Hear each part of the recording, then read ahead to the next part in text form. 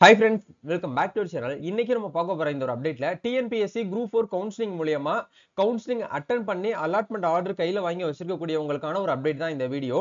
அதாவது TNPSC everyday என்ன பண்றாங்க அப்படின்னா, யாரெல்லாம் வந்து கவுன்சிலிங் வந்து அட்டெண்ட் பண்ணி அலாட்மெண்ட் வாங்கியிருக்காங்களோ அவங்க எல்லாரோடைய செலக்ஷன் லிஸ்ட் வந்து என்ன பண்றாங்க அப்படின்னா, சம்பந்தப்பட்ட டிபார்ட்மெண்ட்டுக்கு வந்து டிஸ்ட்ரிக்ட் வைஸ் வந்து என்ன பண்றாங்கன்னா, ஹையரிங் அத்தாரிட்டிக்கு ஃபார்வர்ட் பண்ணிட்டு வராங்க. 80% ஒர்க் அப்படிங்கறது அவங்களுக்கு வந்து கம்ப்ளீட் ஆயிடுச்சு. அதாவது 80% பீப்புளுக்கு என்ன பண்ணிட்டாங்க அப்படின்னா, அந்த சம்பந்தப்பட்ட டிபார்ட்மெண்ட்டுக்கு வந்து அந்த தெரிவு பட்டியலை வந்து ஷேர் பண்ணிட்டு வராங்க. சோ நேத்து வந்து எந்தெந்த டிபார்ட்மெண்ட்டுக்குலாம் வந்து ஃபார்வர்ட் பண்ணிருக்காங்க, நெக்ஸ்ட் நீங்க பண்ண வேண்டிய விஷயம் வந்து என்ன ப்ரொசீஜரை நீங்க வந்து ஃபாலோ பண்ணணும் அப்படிங்கறத பத்தி இந்த வீடியோல வந்து பார்க்க போறோம்.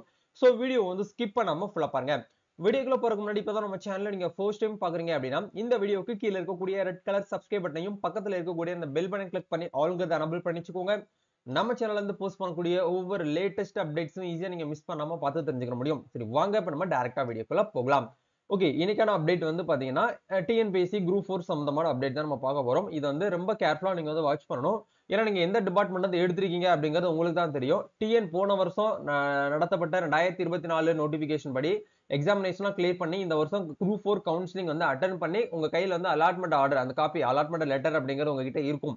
அந்த லெட்டர் வச்சுட்டு நெக்ஸ்ட் வந்து என்ன பண்ணணும் அப்படின்னு சொல்லிட்டு தெரியாம நிறைய பேர் வந்து பாத்தீங்கன்னா ரொம்ப ஃபீல் பண்ணிட்டு இருக்கீங்க. சோ அவங்களுக்கு உண்டான அப்டேட் தான். ஒவ்வொரு டிஸ்ட்ரிக்ட் வைஸும் ஒவ்வொரு மாவட்டம் வாரியா பதவி வாரியா என்ன பண்றாங்க அப்படின்னா, உங்களுக்கு சம்பந்தப்பட்ட ஹையரிங் அத்தாரிட்டிக்கு வந்து அந்த செலக்ஷன் லிஸ்ட் வந்து ஷேர் பண்ணிட்டு வராங்க. அந்த விதத்துல ஒன் பை ஒன்னா நம்ம பார்க்கலாம். கலந்தாய்வின் மூலம் கீழ்கண்ட பதவிகளுக்கு தெரிவு பெற்றவர்களின் தெரிவு பட்டியல் நியமன அலுவலருக்கு 3/3/2025 அன்று அனுப்பப்பட்டு விட்டது என்ற விவரம் இதன் மூலமா வந்து தெரிவிக்கப்படுகிறது அப்படிங்கிற ஷேர் பண்ணியிருக்காங்க. இளநிலை உதவியாளர், அதாவது ஜூனியர் அசிஸ்டன்ட் அப்படிங்கிற பதவிக்கு வந்து மாவட்ட முதன்மை நீதிபதி தர்மபுரி மாவட்டத்துக்கு வந்து ஷேர் பண்ணியிருக்காங்க. அதே மாதிரி உதவியாளர் அசிஸ்டன்ட் அப்படிங்கிற போஸ்ட் வந்து தமிழ்நாடு மருத்துவ பணிக்கழகம் டிபார்ட்மெண்ட்டுக்கு ஃபார்வர்ட் பண்ணிருக்காங்க. இளநிலை உதவியாளர் மருத்துவ முதன்மை நீதிபதி தென்காசி. அதே மாதிரி ஆய்வக உதவியாளர் தடய அறிவியல் துறைக்கு வந்து ஃபார்வர்ட் பண்ணிருக்காங்க. வரி தண்டலர் பில் கலெக்டர் அப்படிங்கிற ரோலுக்கு வந்து தமிழ்நாடு நகரப்புற வாழ்விட மேம்பாட்டு வாரியம் இந்த டிபார்ட்மெண்ட்டுக்கு வந்து ஃபார்வர்ட் பண்ணிருக்காங்க. அதே மாதிரி முதுநிலை தொழிற்சாலை உதவியாளர் இது வந்து தமிழ்நாடு கூட்டுறவு பால் உற்பத்தியாளர் கூட்டமைப்பு இயக்கத்துல வந்து ஷேர் பண்ணிருக்காங்க. அதே மாதிரி ஜூனியர் அசிஸ்டன்ட் வந்து வணிக வரித்துறை மதுரை டிபார்ட்மெண்ட்டுக்கு ஃபார்வர்ட் பண்ணிருக்காங்க. ஜூனியர் அசிஸ்டன்ட்ல வந்து தமிழ்நாடு மின் உரிமம் வாரியம் அப்படிங்கிற டிபார்ட்மெண்ட்டுக்கு ஃபார்வர்ட் பண்ணிருக்காங்க. ஜூனியர் அசிஸ்டன்ட்ல வந்து வருவாய் ஆணையரத்துக்கு வந்து ஷேர் பண்ணிருக்காங்க.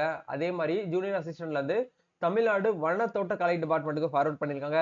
ஜூனியர் அசிஸ்டன்ட்ல ஊரக வளர்ச்சித்துறை கோயம்புத்தூர் டிஸ்ட்ரிக்ட் வந்து ஃபார்வர்ட் பண்ணிருக்காங்க. ஜூனியர் அசிஸ்டன்ட்ல வந்து நில அளவை மற்றும் நில வரி திட்ட பிரிவுத்துறை டிபார்ட்மெண்ட்டுக்கு வந்து ஃபார்வர்ட் பண்ணிருக்காங்க. அதே மாதிரி இது எல்லாமே வந்து ஜூனியர் அசிஸ்டன்ட் தான். எங்கெங்க கொடுத்திருக்காங்க அப்படின்னா, அயலக தமிழர் நலன் மற்றும் மறுவாழ்வுத்துறை அந்த என்ஆர்ஐ கேட்டகரி டிபார்ட்மெண்ட் இருக்கு இல்லையா, அந்த டிபார்ட்மெண்ட்டுக்கு ஃபார்வர்ட் பண்ணிருக்காங்க.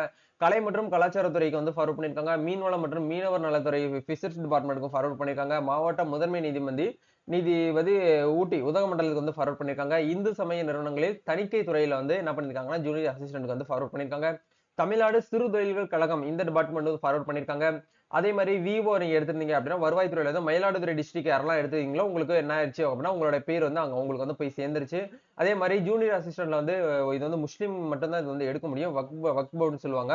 வக்ஃப் வாரியம் துறைக்கு வந்து ஃபார்வர்ட் பண்ணிருக்காங்க. அதே மாதிரி ஜூனியர் அசிஸ்டன்ட்ல வந்து நெடுஞ்சாலைத்துறை என்ன டிபார்ட்மெண்ட் வந்து என்ன பண்ணிருக்காங்க அப்படின்னா, நேஷனல் ஹைவே டிபார்ட்மெண்ட் வந்து ஃபார்வர்ட் பண்ணிருக்காங்க. ஜூனியர் அசிஸ்டன்ட் வந்து மாவட்ட முதன்மை நீதிபதி சேலம் டிஸ்ட்ரிக்ட் வந்து ஃபார்வர்ட் பண்ணிருக்காங்க. ஜூனியர் அசிஸ்டன்ட் வந்து சென்னை மாவட்டத்தில் உள்ள சார்பு நீதிமன்ற டிபார்ட்மெண்ட்ல என்ன பண்ணிருக்காங்க அப்படின்னா, ஜூனியர் அசிஸ்டன்ட்க்கு வந்து ஃபார்வர்ட் பண்ணிருக்காங்க. இது எல்லாமே வந்து அவங்க கொடுத்திருக்கிறது வந்து ஜூனியர் அசிஸ்டன்ட் தான். ஒரே ஒரு இடத்துல வந்து விவோ அப்படிங்கிறது வந்து கொடுத்திருக்காங்க. தமிழ்நாடு கடல்சார் வாரிய டிபார்ட்மெண்ட்டுக்கு ஃபார்வர்ட் பண்ணிருக்காங்க. பொருளாதாரம் மற்றும் புள்ளியியல் துறை டிபார்ட்மெண்ட்டுக்கு ஃபார்வர்ட் பண்ணிருக்காங்க. ரெவென்யூல வந்து மதுரை டிஸ்ட்ரிக்ட் வந்து இப்போ ஃபார்வர்ட் பண்ணிருக்காங்க. விவோ நீங்க திருவாரூர்ல இருந்து விவோ எடுத்திருந்தீங்க அப்படின்னா, உங்களுக்கு வந்து உங்க பேர் எல்லாமே அங்க போயிருச்சு. அதே மாதிரி இளநிலை உதவியாளர் பிணையற்றது ஊரக வளர்ச்சித்துறை திருப்பத்தூர் டிஸ்ட்ரிக்ட் வந்து ஃபார்வர்ட் பண்ணிருக்காங்க. ஜூனியர் அசிஸ்டன்ட்ல வந்து நில நிர்வாகத்துறைக்கு வந்து ஃபார்வர்ட் பண்ணிருக்காங்க. இந்த மாதிரி ஒன் பை ஒன்னா நம்மளுக்கு வந்து ஃபார்வர்ட் பண்ணிருக்காங்க. இதுலயுமே வந்து சாரி இதுலயுமே உங்களால வந்து பார்க்க முடியும்.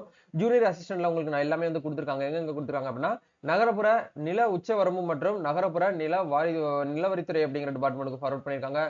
ஊரக வளர்ச்சித்துறை கள்ளக்குறிச்சி டிஸ்ட்ரிக்ட்ல நீங்க ஜூனியர் அசிஸ்டன்ட் ஜேஏ எடுத்திருந்தீங்க அப்படின்னா, உங்களுக்கு உங்களுடைய டிஸ்ட்ரிக்ட் உங்களோட லிஸ்ட் வந்து அங்க போயிடுச்சு.